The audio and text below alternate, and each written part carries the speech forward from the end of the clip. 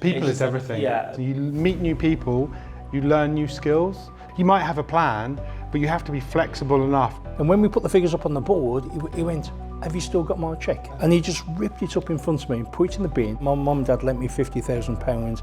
I gave them half the money. We're here today to talk about making a million, losing a million, and building a business. So where should we start? Welcome. Oh, thank you. Thank you for inviting me. Well, not at all, no. Scott's got us here and, I've made a million, unfortunately, lost everything last year because of my journey. You've made many millions. You're making money. Hoping to make many.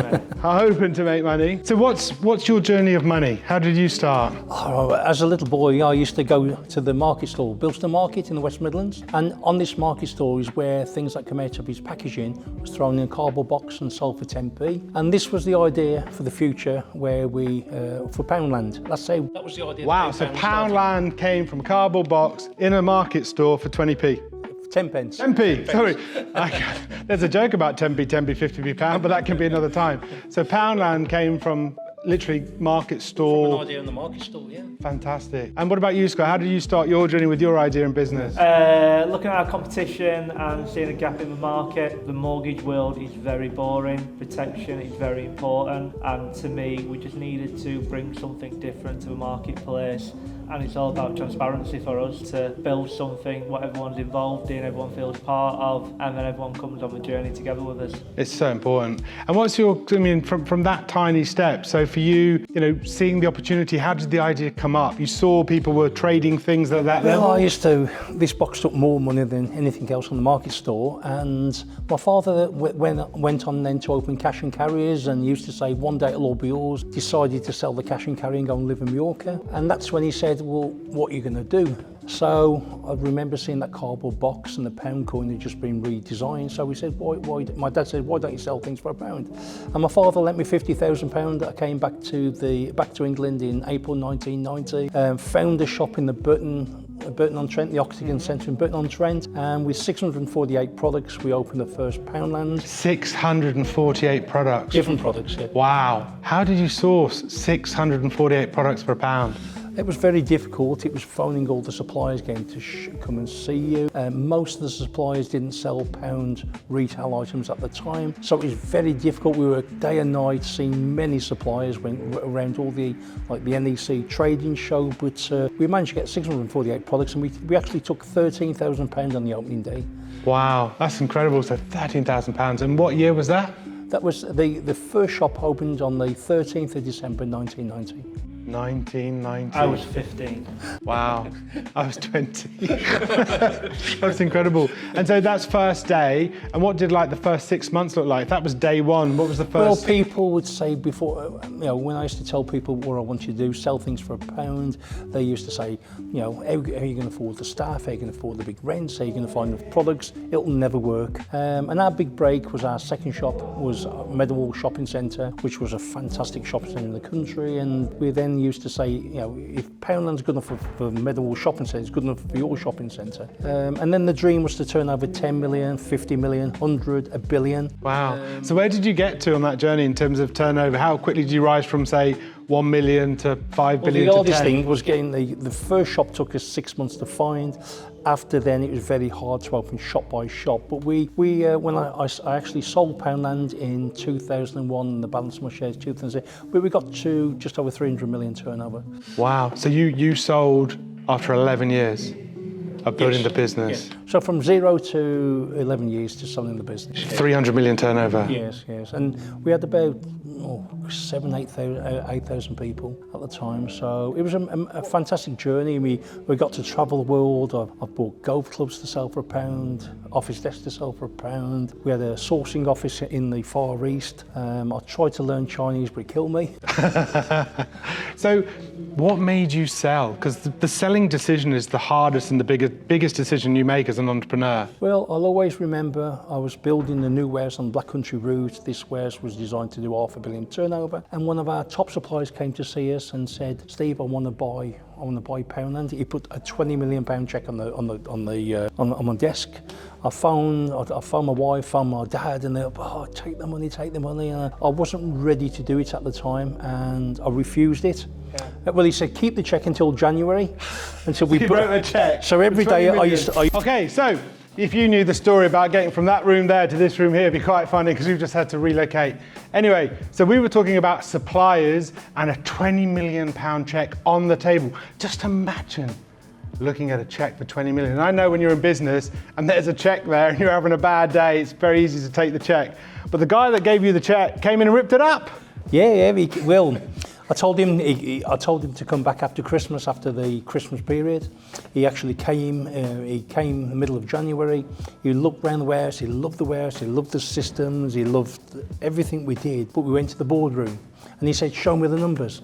Well, because the warehouse didn't kick in, we had £11 million worth of Christmas stock still in stock, which we couldn't sell.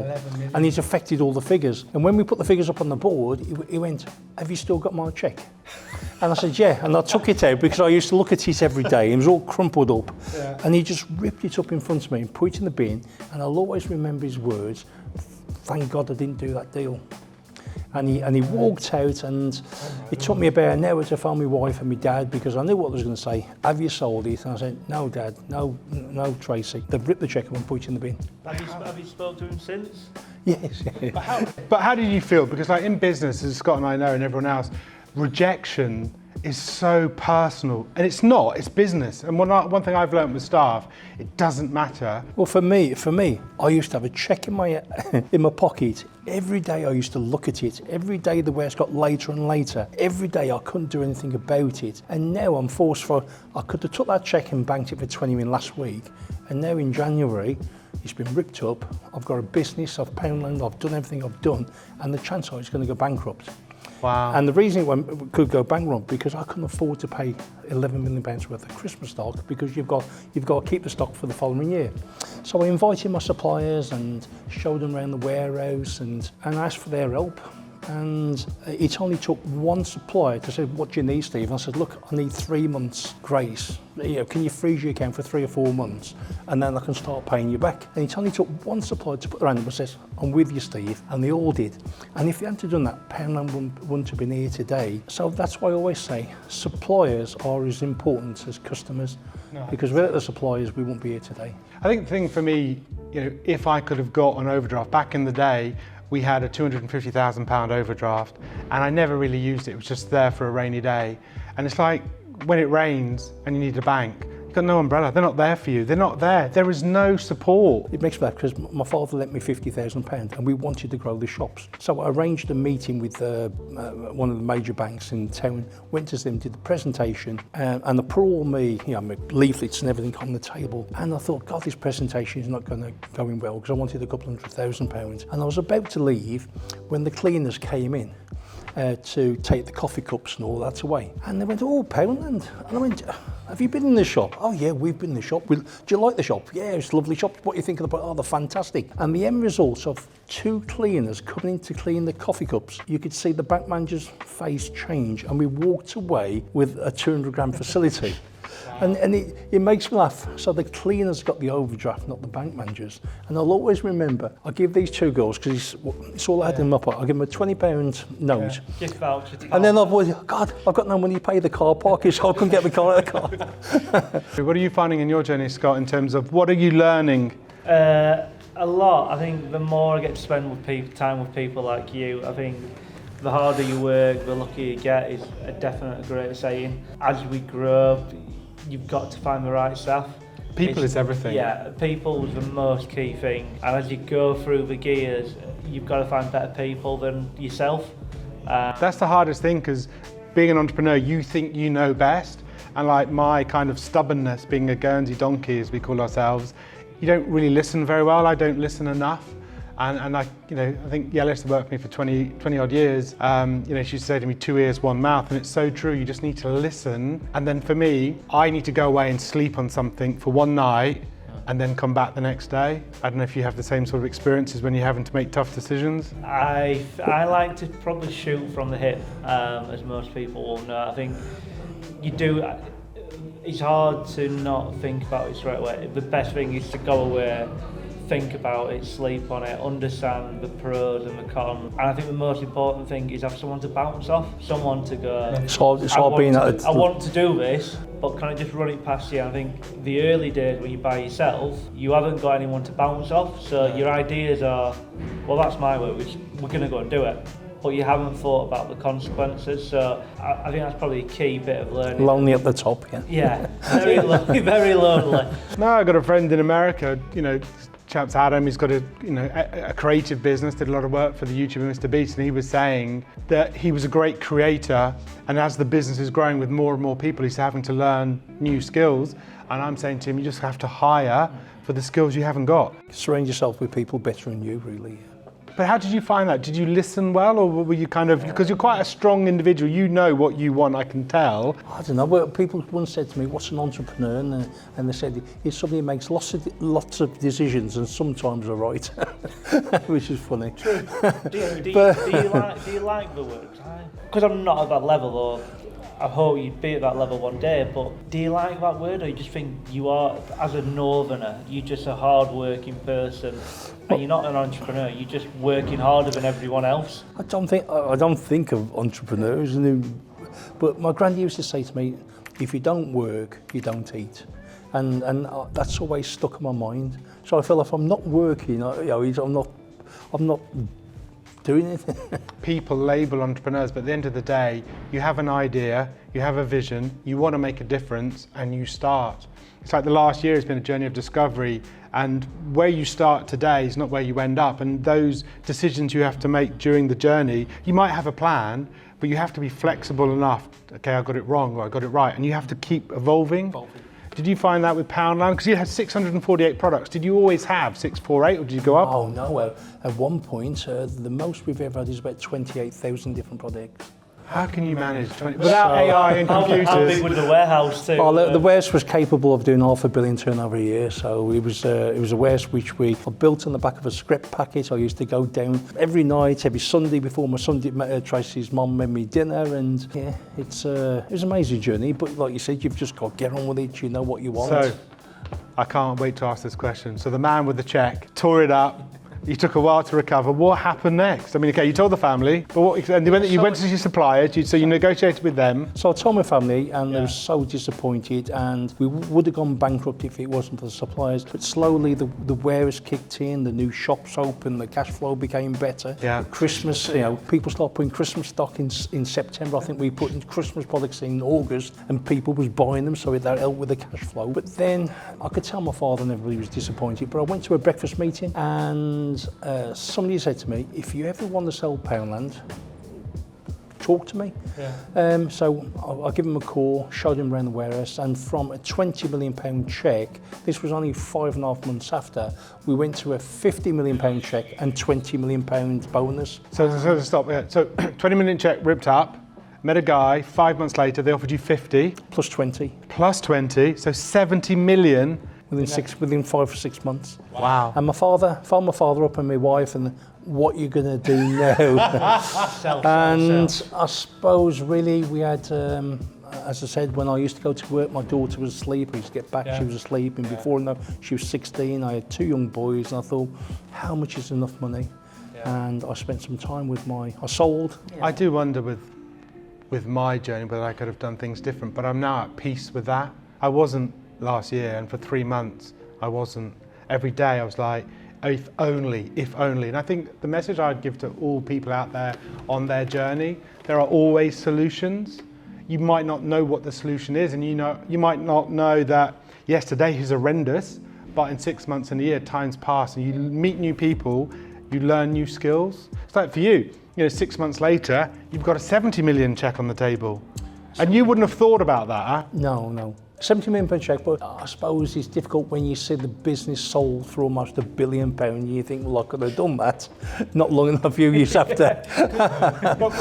Could you have sold half of it and gone on the journey together, or did you? They wanted to buy all of it, and but you learn as you go along. But because my sourcing skills saved my life later on in life.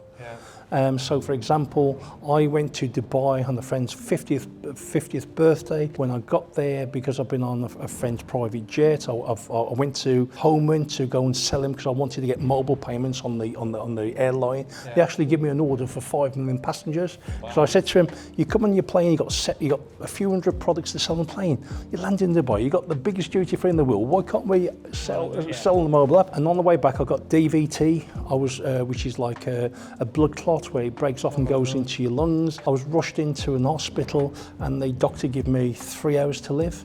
2 guys in there with the same thing died. I'm in intensive care, I'm watching this clock calibrate. Every minute it's calibrating, it's going up and thinking, well, this is it. And you have to start thinking, at least I've had a good life. And you think of all the experience you've had in your life. The money, I didn't think about the money. You think about all the fun, when you got married, your kids being born, and what saved my life was sourcing a test drug. In 3 hours, we sourced a test drug, we flew it in. So the test drug was about a couple of £1,000 for this drug, but it cost about £20,000 to fly it in quick enough, and it gave me a 10% chance of living. And I'll always remember when I took it, they cleared the room. My wife the next morning came in, I wasn't at my bed, she thought I'd died.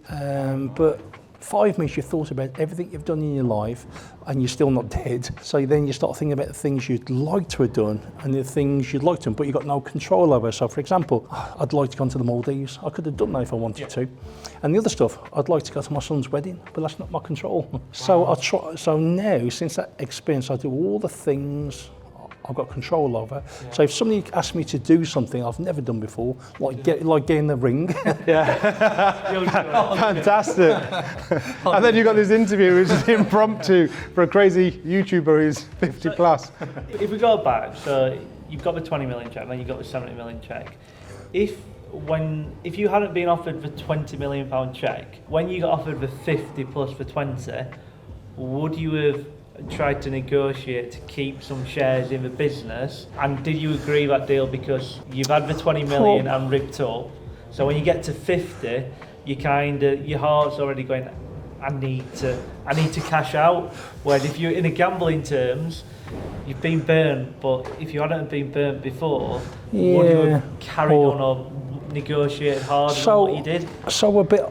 Obviously with Poundland, I'll let it and you're in control. To have half or a fraction of the business not be in control would have been difficult for me, because it's like your baby. Yeah. You want to go in there and run it the way you want to run it, not the way that somebody else wants to run it. So if I'm going to sell it, let it go. It's probably the right decision, I think. From what I've learned, it's better to sell. Well, I sold it, and my mum and dad lent me £50,000. I gave them half the money. Wow, you gave them half of the money. When you were dying, did you pray? Did you believe in God? Did you have a faith? Were you there thinking, please Lord help me? Or because in 3 hours, I left one of my best friends an email, and the subject was, for your eyes only. Wow. I think I'm going to die tonight, and if I do, here's a list of all jobs. No way. Yeah. What was on the job list? I've got all these jobs, and I've got it in my back. If you think I'm doing all frigging them.